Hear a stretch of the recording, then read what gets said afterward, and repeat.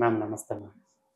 Ma'am ఈ మధ్య కాలంలో అందరూ కూడా మాంసాహారం తీసుకోవటం వల్లే మనకి చాలా చెడు జరుగుతుందని చెప్తున్నారు మ్యామ్. ఇది యథార్థమేనా మ్యామ్?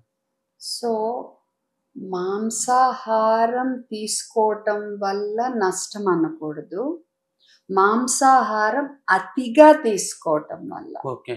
ఏదైనా అతి మంచిది కాదు. మితంగా తీసుకోవాలి. ఓకే. ఓకే. రెండోది ఆ ఆ మాంసం అది కోళ్ళు కానీ ఏదైనా మేతలో ఎక్కువ పెస్టిసైడ్స్, అవును. క్రిమిసంహారక మందులు అవును. వాడి పెట్టే మేత ఉంటుంది చూసారా, అవి తిని పెరిగే కోళ్ళ వల్ల మనకు నష్టం. ఓకే. ఎందుకంటే ఈ మధ్య ఈ హార్మోన్స్ మన శరీరంలో హార్మోన్స్ ని బాగా డిస్టర్బ్ చేస్తున్నాయి. ఓకే. ఓకే. సో అందువల్ల మనం మంచి చోట మాంసం కొని తెచ్చుకోవాలి. ఓకే.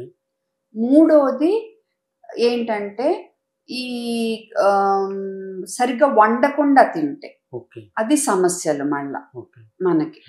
ఓకే.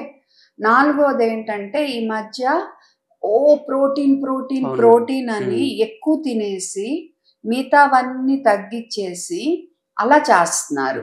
అది మంచిది కాదు. మన శరీరానికి ఎంత అవసరమో అంతవరకే తినాలి ఓకే. ప్రోటీన్. సో లేకపోతే మనకి కిడ్నీ పరమైన సమస్యలు, జీర్ణకోశం సంబంధించిన సమస్యలు, అండ్ ఆ మాంసం కూడా చక్కగా మనం వండుకునే పద్ధతి మంచి పద్ధతే.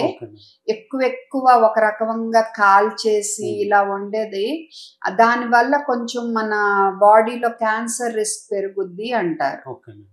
ఓకే. సో ఏదైనా ప్రతి దానికి లాభం ఉంటుంది, నష్టం ఉంటుంది.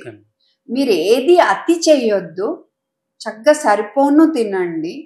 దానికి తగ్గట్టు కూరగాయలు, పండ్లు, అన్నము, చపాతి ఇలాంటివి కూడా బ్యాలెన్స్ చేసుకుంటా తినండి. రోజు కొంచెం నట్స్ అవి ఉండేట్టు.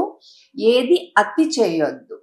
అండ్ శుభ్రంగా ఉండేట్టు చూసుకోండి. పెస్టిసైడ్ ఎక్కువ వాడని మేత ఉండే చోట తీసుకోండి. అండ్ యాంటీబయాటిక్స్ కూడా ఎక్కువ వాడని చోట తీసుకోవాలి. ఎందుకంటే ఆ యాంటీబయాటిక్స్ ఆ మాంసం ద్వారా మన శరీరంలోకి వెళ్తే కనుక అది ఈ రెసిస్టెన్స్ అనేది, అంటే యాంటీబయాటిక్స్ వెళ్ళటం కంటే నేనేం కరెక్ట్గా అనాలంటే ఆ యాంటీబయాటిక్స్ వాడటం వల్ల వాటికి జబ్బు తెచ్చే క్రిములు యాంటీబయాటిక్ రెసిస్టెన్స్తో వస్తాయి కదా.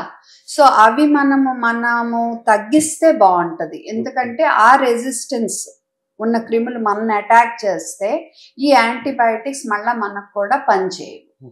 సో పౌల్ట్రీ వాళ్ళు కూడా యాంటీబయాటిక్స్ చాలా జుడిషియస్గా అవసరమైనంత మేరకే వాడతా చక్కగా పౌల్ట్రీని చేస్తే బాగుంటుంది, అందరికీ మంచిది. సో ఏది అతి చేయొద్దు. మితంగా ఉంటే మనం ఎప్పుడు క్షేమమే. ఏది అతి చేయొద్దు.